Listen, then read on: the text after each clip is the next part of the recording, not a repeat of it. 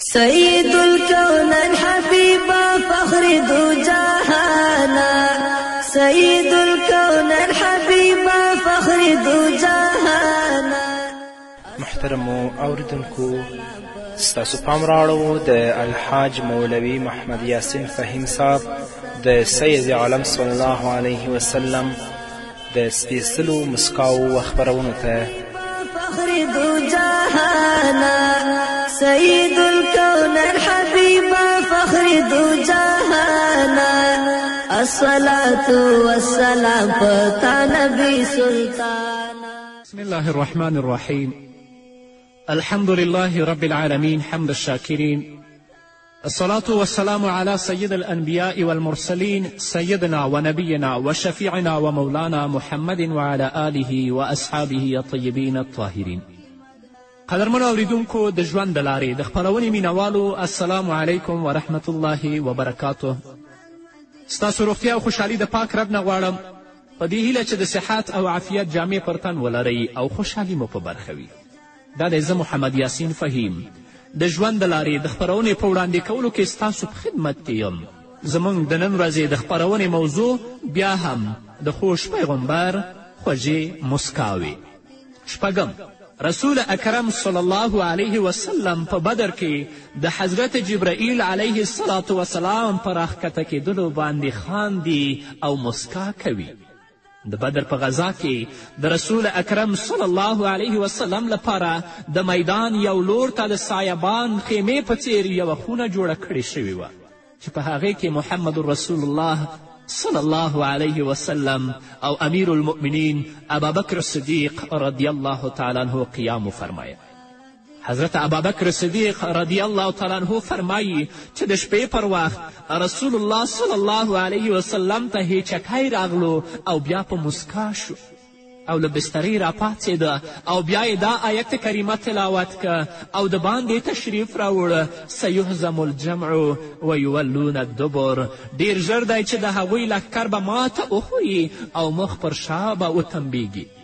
نو کله چې حضرت جبرائیل علیه الصلاة والسلام په محمد رسول الله صلی الله علیه وسلم باندې دا وحی راوړي: سیهزم الجمع ویولون الدبر، نو رسول الله صلی الله علیه وسلم خاندي او په مبارکو شونډو باندې مسکا خپریږي چې د هغو د مبارکو غاښونو انوار صحابه کرام او ابابکر صدیق رضی الله تعالی عنه ویني.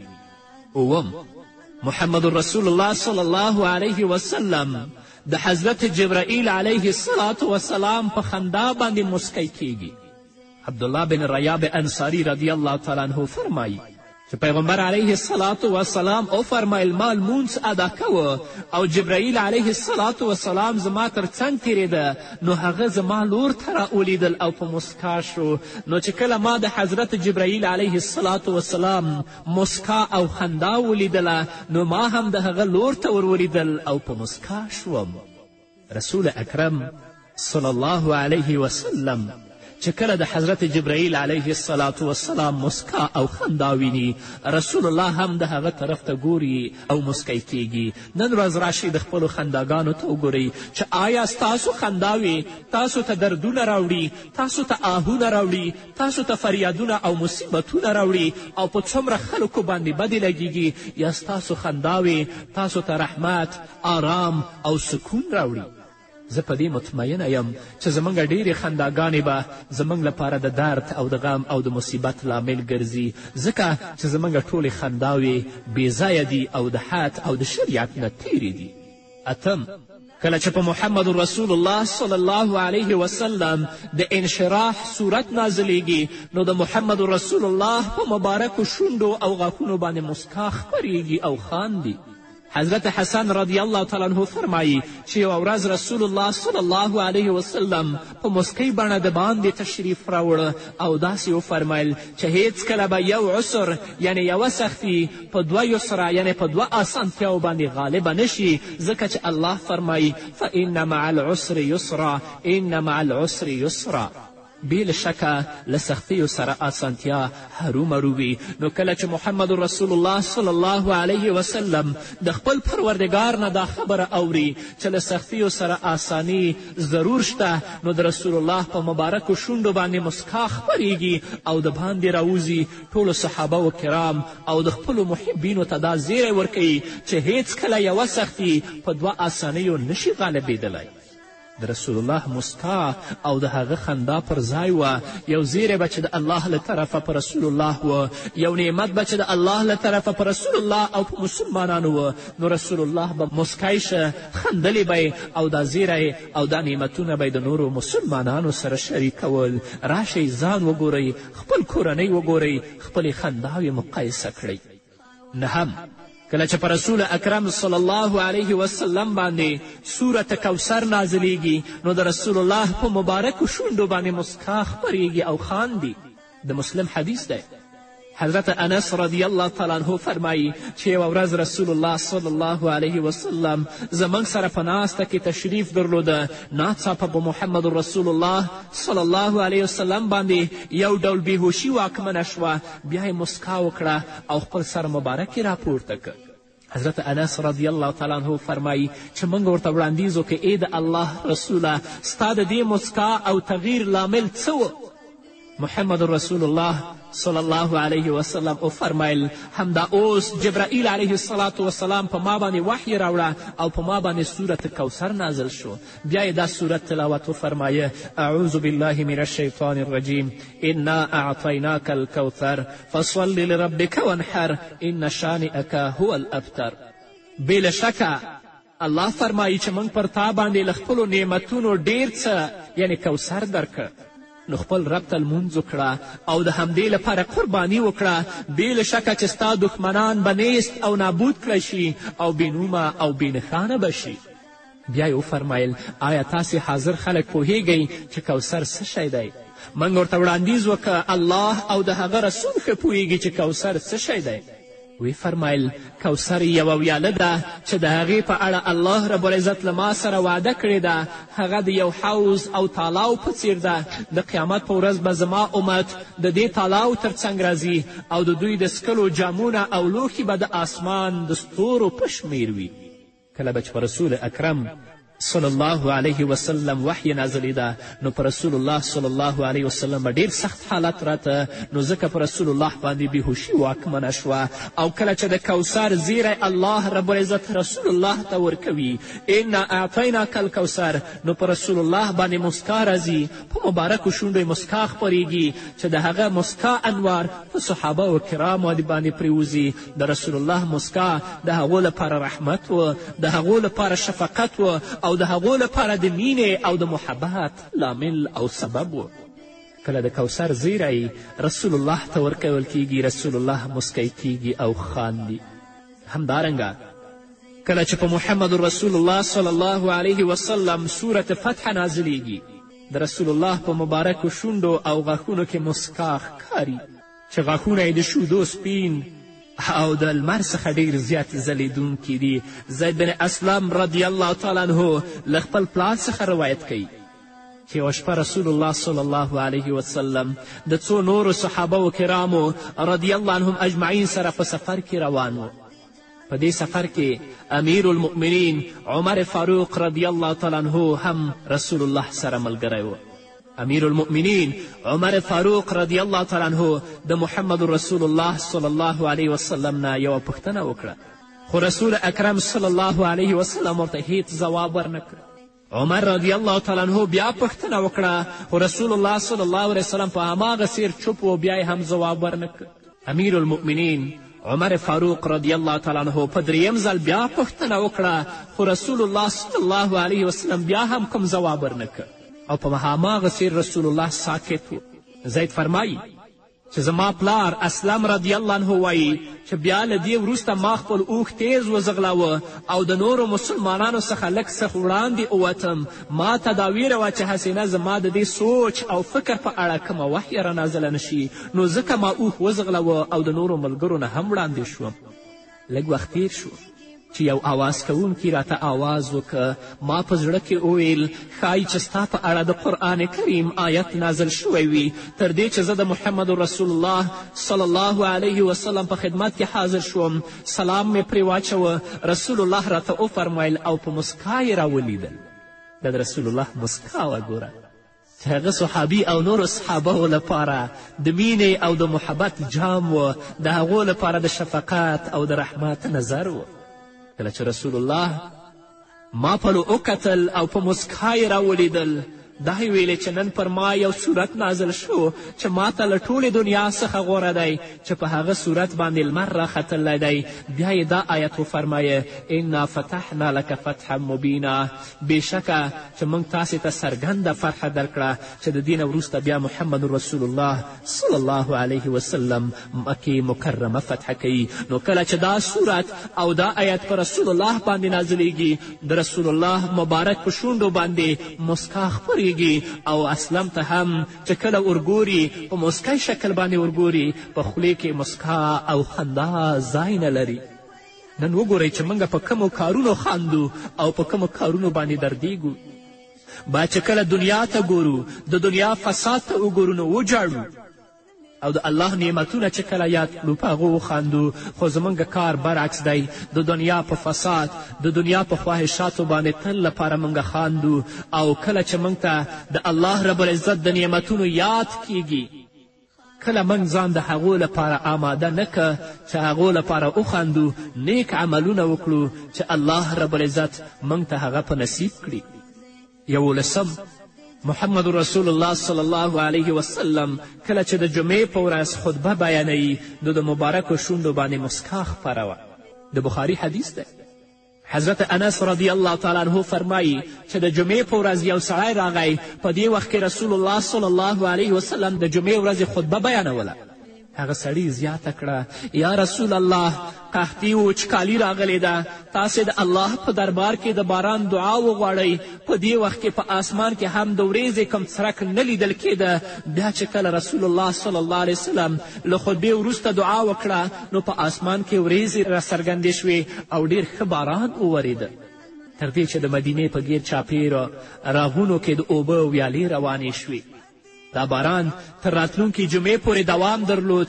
بیا چې کله رسول الله صلی الله علیه وسلم د راتلونکي جمعې د خطبې فرمایلو لپاره په منبر ودرېده نو هماغه سړي بیا وړاندیز وکړ او یې فرمایل چې ای د الله غوره پیغمبره، موږ غرق او ډوب شو، اوس تاسې الله رب العزت ته د باران د ودرېدلو په اړه دعا وکړئ چې الله باران ودروي. رسول الله صلی الله علیه وسلم چې د ده برعکس خبره واورېده نو په مسکا شو چې په تیره جمعه کې څه غوښتل او په نننۍ جمعه کې څه غواړي. په مبارکو شونډو یې مسکا خپره شوه. له هغې وروسته رسول الله دا دعا وکړه ای الله زموږ ګیر چاپېره باران اوروه خو پر موږ یې مه اوروه. دا دعا رسول الله صلی الله علیه وسلم 2 یا 3 ځله تکرار کړه تر دې چې ورېځې د مدینې له ګیر چاپېره حریم څخه والوتې. باران په نورو سیمو په هماغه څیر په پرله پسې ډول جاري و خو په مدینې منورې باندې نه ورېدلو. په همدې څیر الله رب العزت د رسول الله صلی الله علیه وسلم دا یوه معجزه څرګنده کړه او د هغه دعاګانې قبولې کړې.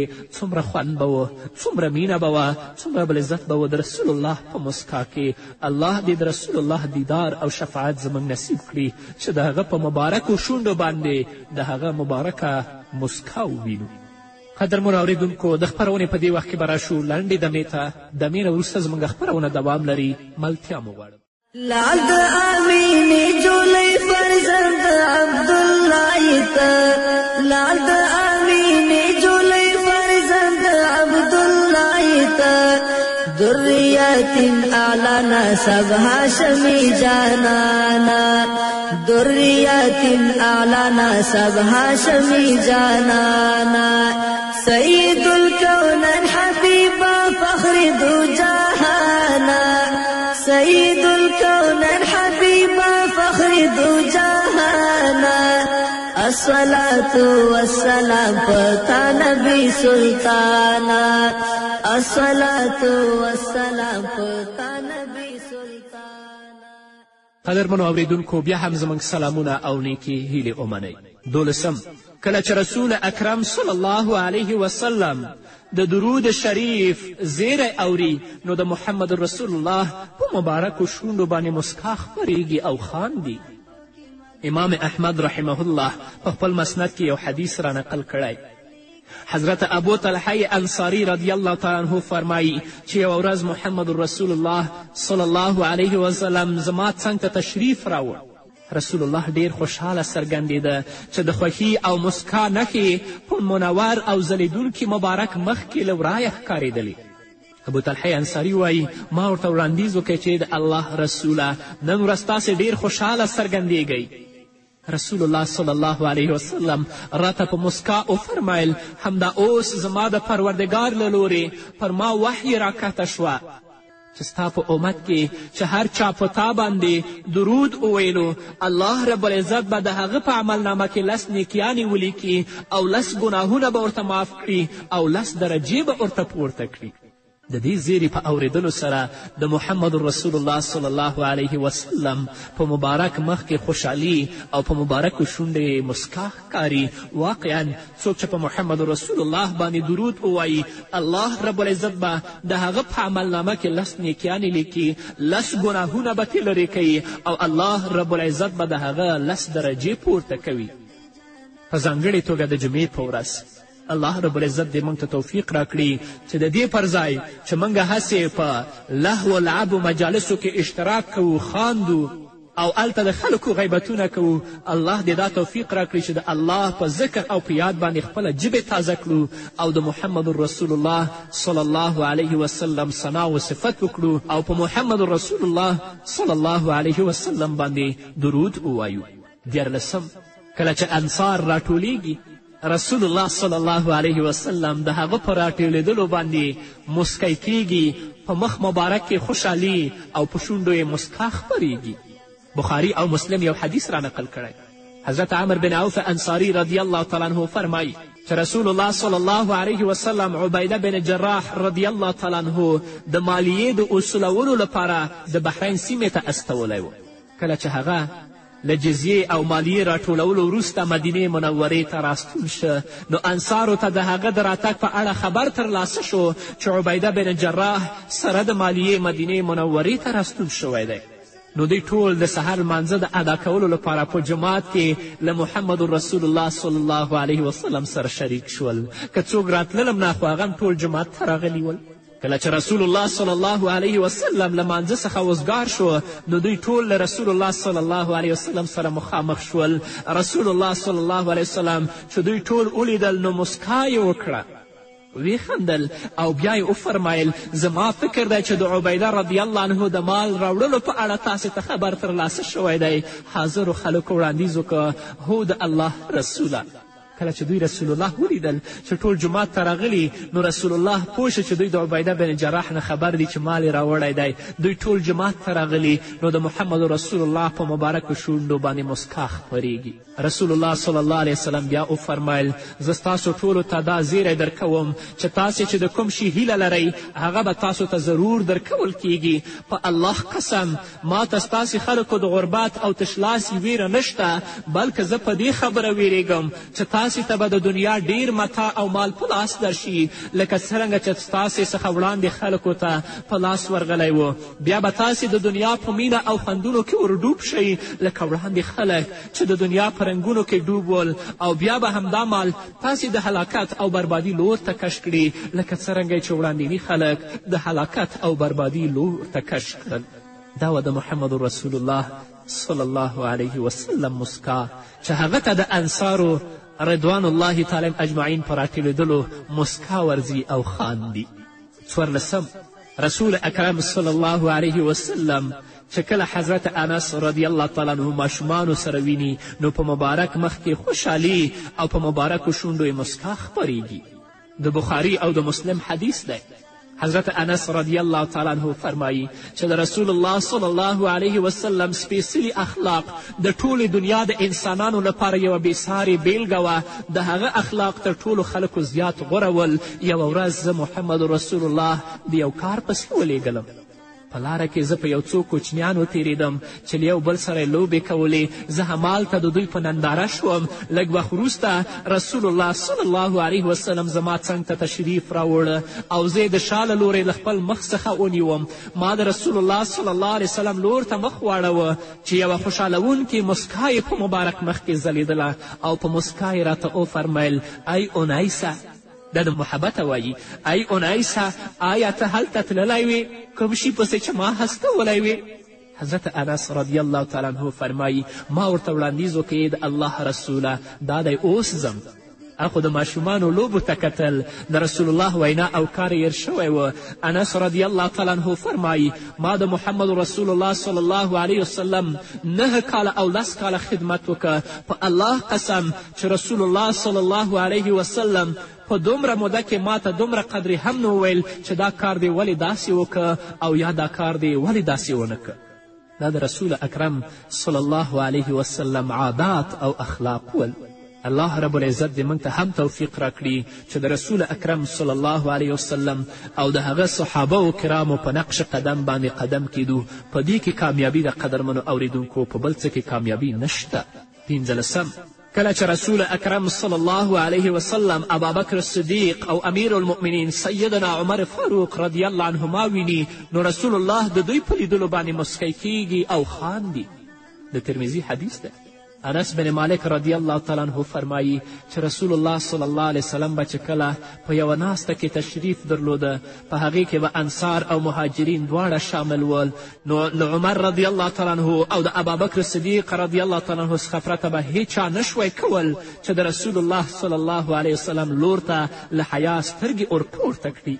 دوی دواړو به چې کله د رسول الله صلی الله علیه وسلم د مبارک مخ دیدار کوه نو مسکی کیدل به. رسول الله به هم د دوی په لیدلو مسکا څرګندوله. صحابه ورسره د رسول الله صلی الله علیه وسلم د شان دومره قدر او عزت و چې په کم مجلس کې به رسول الله ناست و صحابه و کرامو به له حیا نه رسول الله صلی الله علیه وسلم طرف ته سترګې نه پورته کولې غیر د ابابکر صدیق او د عمر نه. خو کله به چې دوی دواړو مبارکانو رسول الله ته کتل دا دواړه به مسکی کیدل. نو رسول الله به چې دا دواړه مسکی ولیدل رسول الله به هم په مسکا شو. الله دې موږ ته توفیق راکړي چې د رسول الله صلی الله علیه وسلم د ژوند او د مسکا بیلګې په خپل ژوند کې عملي کړو تر څو چې الله موږ ته عزت د دنیا او آخرت را په برخه کړي. په همدې هیله قدرمنو اورېدونکو دا وه زموږ د نن ورځې خپرونه چې ستاسو درانه حضور ته وړاندې شوه. تر بلې خپرونې پورې چې زه بیا هم ستاسو درانه حضور ته راځم تاسو ټول په پاک رب سپارم. پاتې ژوندم نیکمرغه، ښاد، بریالي او کامیاب. تمرا رحمتونه راحتونه دې راوړي تا، تمرا رحمتونه راحتونه دې راوړي تا. مرحبا ای مصطفی قربان دل احسانا، مرحبا ای مصطفی قربان دل احسانا. سید الکونین حبیبا فخر دو جہانا، سید الکونین حبیبا فخر دو جہانا. الصلاة والسلام پتا نبی سلطانا، الصلاة والسلام پتا نبی سلطان.